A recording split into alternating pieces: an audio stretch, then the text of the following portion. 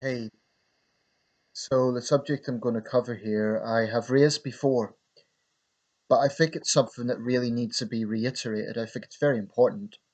And if I've any hope from this, it would just be that people maybe take a few things away to think about. Um, I want to talk about personality cults, but particularly around the whole dynamic of celebrity. So, what do we mean by celebrity? That's the first thing. I would consider a celebrity to be someone who's in the public eye, but not necessarily all famous people. So, for instance, world leaders are generally famous, but they're not really seen as celebrities in the same way. Business people are famous, but they're not, well, some of them are, but they're not necessarily seen as celebrities. I think celebrity, it has negative connotations, maybe unfairly so, I don't know, but it tends to be connected with three industries in particular, which is music, acting and film, and sports. I would say those three industries, those three worlds, so to speak, tends to generate the sort of fame, prominence that we associate with celebrity. More so than politicians, more so than business people, more so than others who are in the public eye. And those other people could be famous, but it's a different dynamic. So that's the first thing. That's how I would classify celebrity. And of course, there are some politicians and leaders who are also celebrities, like Donald Trump and others. But I wouldn't say that Theresa May is a celebrity. She's famous because she's the leader of the United Kingdom and she's a very prominent politician in this country, but she's not a celebrity in the same way as, say, a pop star or a sports personality would be. Trump is a celebrity because he's not a career politician in the sense that he has no background. And, we talk about that like it's a great thing. But I think a lot of the things that have happened since he got in shows that you actually do need some experience in politics. Anyway, not to derail. So yeah, I want to just focus on celebrities, but there are other kinds of personality cults very prominent in dictatorships. It goes without saying, if we look at some of the most notorious regimes in history, Mao in China, Stalin in Russia, Mussolini in Italy, the Kims in North Korea. There are other examples of personality cults whereby so-called strongmen leaders, and there's many examples in Africa. Mobutu Sese Seko in the former Zaire is another example, and there's many actually within Africa. Muammar Gaddafi is another one. Saddam Hussein in the Middle East.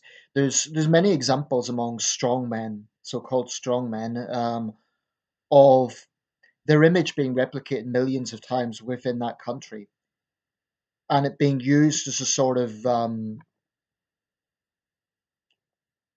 hallmark of saying this person is like a living god, this person is beyond reproach.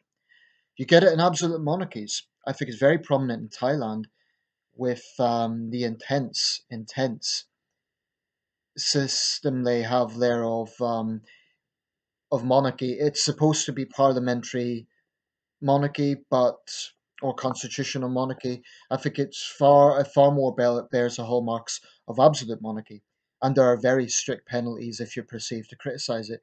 I've been very vocal about that in the past. It's Thailand's kind of went out of the news in recent years since the passing of King Bhumibol, but the Des Majest laws are still very much there. Those laws are there to protect the personality cult. Because in Thailand, the monarch is a living god. I mean, that's just a fact. So, and I, by the way, consider absolute monarchy a form of authoritarianism and totalitarianism. So, personality cults are very prevalent in absolutist states, whether it be communist dictatorships, whether it be fascist dictatorships, whether it be absolute monarchies, whether it be Islamist theocracies.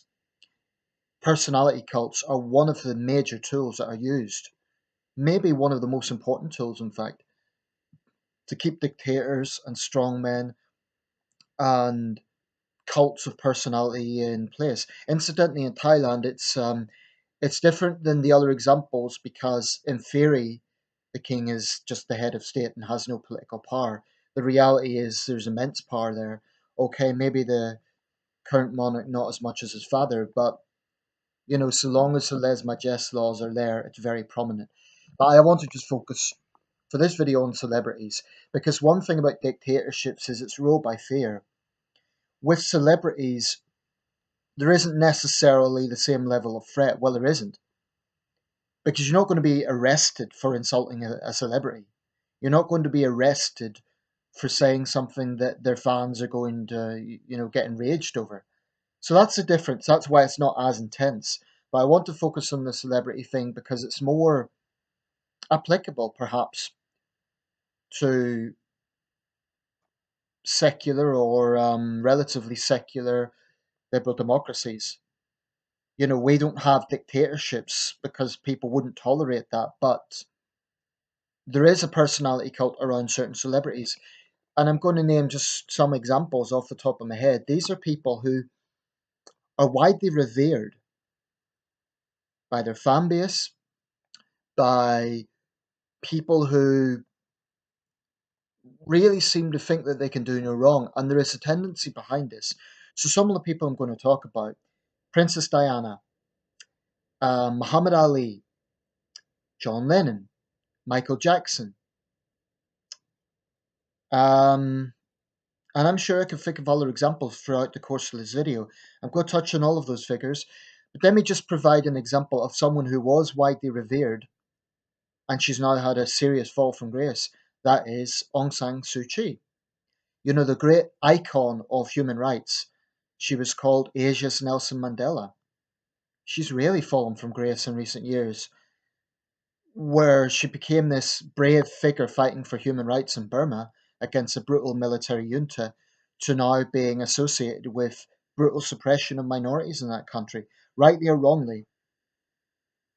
And just briefly to touch on Aung San Suu Kyi, I don't think it's fair to blame her for everything that's happened. I think that's wrong because she doesn't have that sort of power.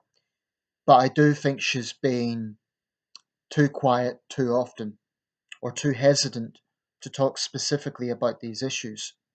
And definitely she's disappointed a lot of people. Incidentally, I mentioned Nelson Mandela, I'll include him as well. I'll include Gandhi. I can include anyone here because all these people that I'm talking about are revered. These aren't average celebrities, these aren't average. And okay, Mandela was a world leader, so I suppose I'm breaking my rule there. He's not a celebrity, he's a world leader. But here's another one: Winston Churchill. I could name many examples here. Churchill, there's been debates around Churchill now. I made that video where I argued that critics of Churchill need to recognise just how important his leadership role was. However, there are some, particularly on the right, who insinuate that because he saved this country during World War II in its darkest hour, then he's above all scrutiny. Well, no, he's not. Churchill did have some very, very dubious attitudes to many things that he absolutely would not get elected on today. But let me just focus on a few of those individuals. Okay, Princess Diana. Um, Ever since her tragic death at a young age, she's been held up as a great martyr. Um, but what people forget is Princess Diana actually courted fame just as much as she shunned it. And don't get me wrong, I think the paparazzi are despicable. I think they're stalkers. I think they're absolutely despicable. And I think there should be tougher laws against them. But Princess Diana was more, how shall I put it? My impression is that she was a lot more astute than she let on. When she made in interviews that famous interview, I think I'd like to be the queen of people's hearts. You cannot tell me that wasn't pandering to populism. pandering to public appeal. I mean, that was very cynical in my opinion. So I believe she courted fame just as much as she shunned it. John Lennon, I made a video specifically about that. Lennon spoke about world peace and pacifism, yet, like many cultural figures of the time, he pandered to communism. Now, I'm not going to say he was an outright communist, but whilst he was attacking the Nixon and Johnson governments for their role in Vietnam with justification, he was ignoring the atrocities committed by the Viet Cong, but also the excesses committed by communist regimes. Now, in his defense, you could argue the full details of the horrors of those regimes weren't maybe as fully documented as they are today.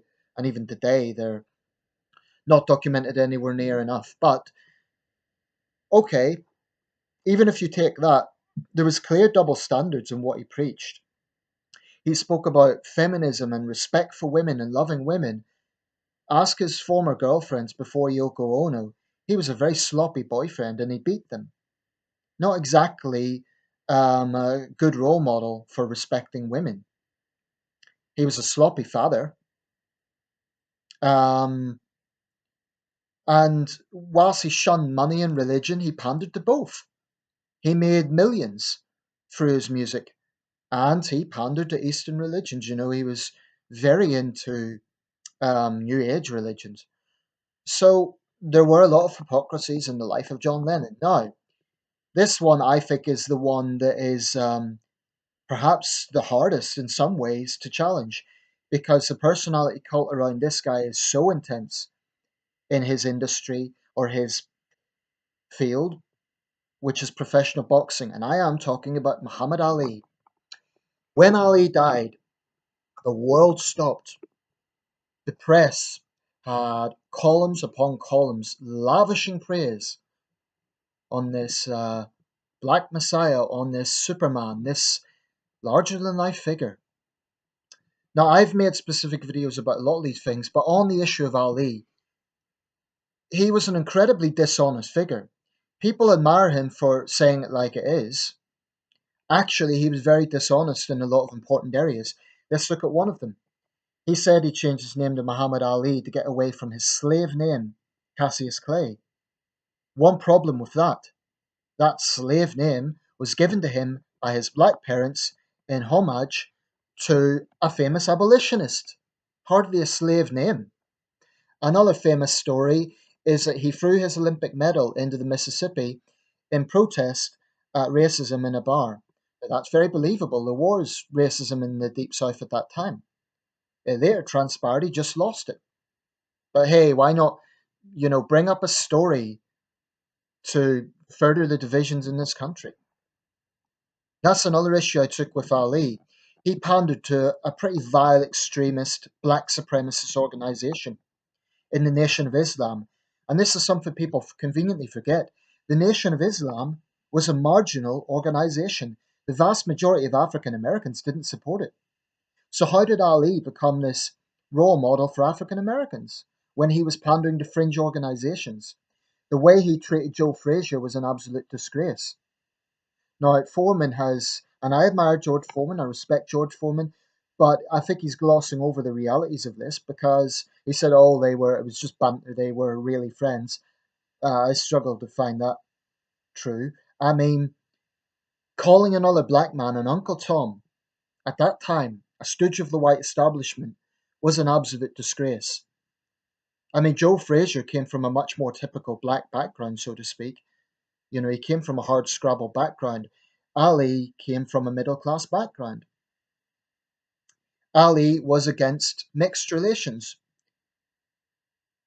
That's he was openly vocal on that at a time when mixed couples, black and white couples, were facing open discrimination. So, as a public figure, he was only making it harder. Why do people gloss over all this stuff? Muhammad Ali supported segregation. He visited the Ku Klux Klan. I mean, why are all these things just swept under the rug? As a boxer, I've no issues there. I think he probably is the greatest heavyweight of all time. He was certainly a charismatic figure, and it is true that for much of his life, certainly for the last, say, 2 decades of his life, he was very benevolent. He'd done a lot for charity, and he was never involved in any major sex scandals or anything like that. So I give him credit on all those scores. But I do have a problem with, particularly in the world of boxing, there is absolutely a personality cult around Muhammad Ali.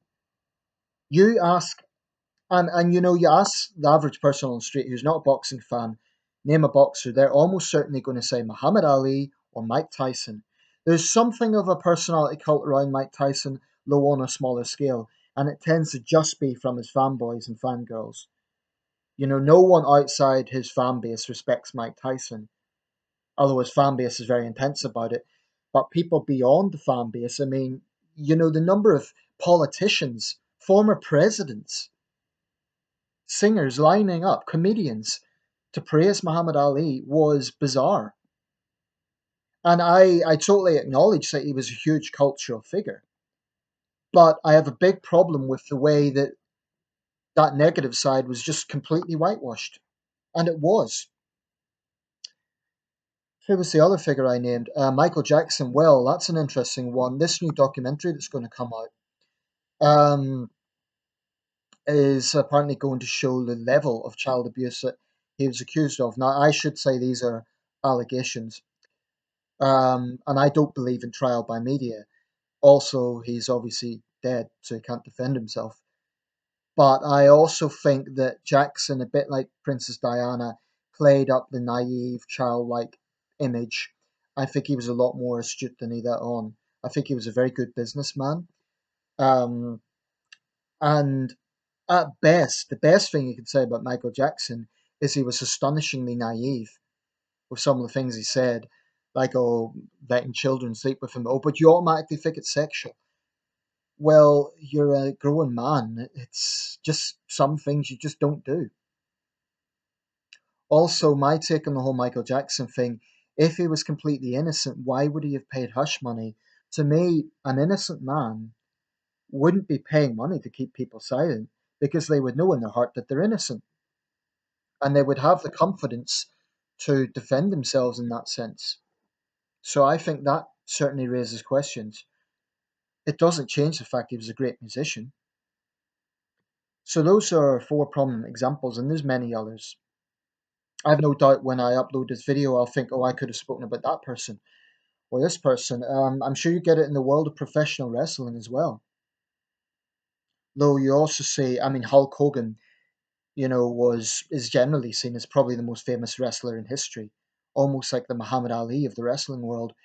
He's very famous. He was the big superstar of the 80s, and he had a massive fall from grace 4 years ago with the whole racism tapes. And I might actually make a video about that. Anyway, I want to just conclude with a few thoughts. Some people will say, who are you to attack these great people? Who are you to criticize them? My response to that is, I acknowledge their achievements. I'm not challenging people respecting them and what they've achieved, but that is not the issue.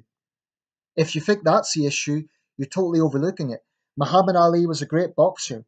Michael Jackson and John Lennon were great musicians. Princess Diana was a very compassionate woman. True, true, true, true. I'm not disputing that. So it's not a case of questioning their achievements. It's a case of saying, hold back a second. They did have faults. And I think what I find, frankly, it pisses me off, this way that fanboys and fangirls put their idols. When I hear people saying that, oh, this person is my idol, I, I almost feel sorry for them. That you are devoting, that you're putting so much of your energy into worshipping another human being instead of just getting on with your own life and living, trying to make your own achievements. I have nothing against people admiring public figures. Indeed, there's public figures I admire. Just to give a few examples, celebrities I admire: Leonardo DiCaprio, Vladimir Klitschko, Manny Pacquiao. Those are just three examples. Now, those guys I have a lot of respect for. In the UK, on a more localized basis, Majid Nawaz on LBC. These are people that I admire for one reason or another. But if some big scandal came out about them and there was real credible evidence behind it, I'm not going to go out of my way to attack the people who are criticizing them. I would probably say, okay, this needs to be fair, and let's not have a trial by media, and let's see all the information, all the facts. But I wouldn't defend them just for the sake of it. At least I hope I wouldn't, and may lightning strike me down if I'm a hypocrite and do that. But I just think people need to rein in on the intense devotion they have for celebrities. All of these people had their faults. And when it becomes a case where people are frightened to speak out in case they get abuse from fanboys and fangirls, it's sad. I can understand if someone's just being vitriolic and, making hateful rants about someone. Okay, that's going to attract critique. But if you're making reasonable critique that is evidence based, I mean, everything I said about Muhammad Ali, there is sources verifying that. You know, it's just people are just sheep. They just can't think for themselves, and it pisses me off because it doesn't help anyone. And again, there's nothing wrong with looking up to public figures. Don't get me wrong. I'm not saying that, there isn't something to be said about admiring people and looking up to people. Just on the point about world leaders, I'll close with this. One other prominent figure, Nelson Mandela. Again, when Mandela died, he was widely revered, and with good reason. There's very, very few other world leaders who spent 27 years in prison, came out and forgave the people who put them there. And I do think Mandela deserves a lot of credit for essentially preventing outright civil war in South Africa, which he did. And he took some difficult decisions that at the time the ANC weren't entirely happy with, reaching out to the white establishment. That, to me, deserves a lot of credit because he took a very brave and courageous decision which prevented civil war in South Africa. But as president, he didn't do enough about HIV/AIDS. As president, he continued to praise dictators. So Mandela had spent his whole life fighting against an authoritarian system in apartheid, a racist authoritarian system that was rampant with human rights abuses, and yet he praised communist dictators like Fidel Castro and others like Muammar Gaddafi. Now does that make Mandela a human rights icon? I would say it makes him inconsistent because when he was praising those figures, he was insulting their victims. So the point I would conclude here is that nobody is above critique. Nobody. And anyone who treats any public figure, whether they be a politician or world leader, with that sort of sycophantic praise, it just makes me frustrated because they're trying to take away other people's freedom of speech by bullying and hurling abuse at them if they dare say something against their idol. And in the case of authoritarian states, we're talking it's not just abuse, it's actually imprisonment, beatings, and worse. In Thailand, you can go to jail for 15 years for even being perceived to criticize the monarchy. And that sickens me to the core. Anyway, I'll round this up. I do hope this gets a fair amount of views. I think the issues are very important. If I ever become successful in my life, that would be great. Who doesn't want success? But the issue here is not questioning the success of these people. That's not the issue. The issue is insisting that they are not above critique.